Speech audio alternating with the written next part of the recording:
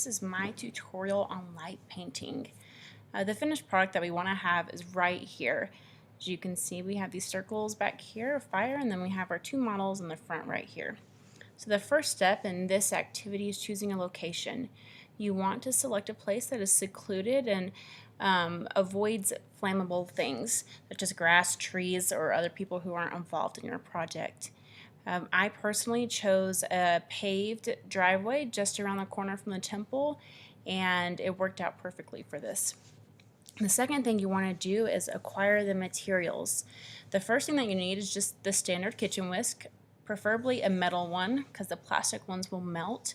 You'll need steel wool, and you want to try to get grade 00 or lower. This is just a little better at burning for this particular activity.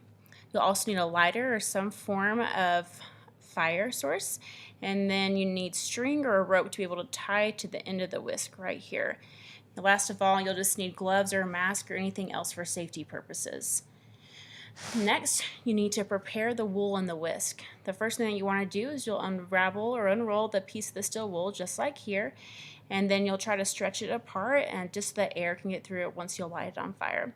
This will allow it to burn better when it's inside the whisk. And then you'll want to tie the rope or string, whatever you have, to the end of the whisk here.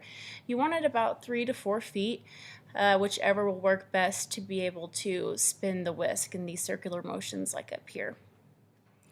The next step is setting up your camera. You'll need a tripod for this activity, and you'll want to set the tripod up about 20 to 30 feet back from your subject and the fire. Make sure it's on a flat, stable surface so that you'll have no damage to your equipment. You want the aperture anywhere from around f16 to f22. I had mine at f20. You'll have the ISO best around 100 to 400, and then a long exposure on 20 to 30 seconds. The next step is you'll ignite the wool. The wool is inside the whisk like here, and you'll pull out a little snippet of it to ignite with the lighter. Don't worry, it's not going to burst into flames, but it's going to start to smolder, and then this will increase once you spin the rope, which is in the next step. We'll begin the exposure, so essentially you're taking the picture.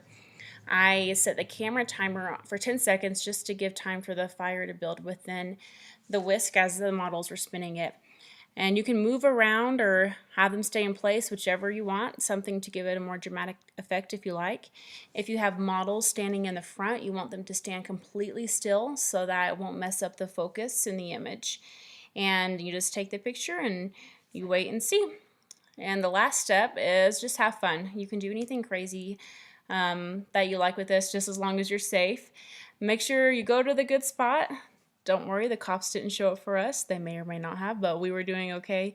Make it personal and do what you like, and you can get something like this. So that's it. That's light painting, or if you want to call it Harry Potter, wizarding, whatever you like, or what we do for fun in Rexburg. But thanks for watching.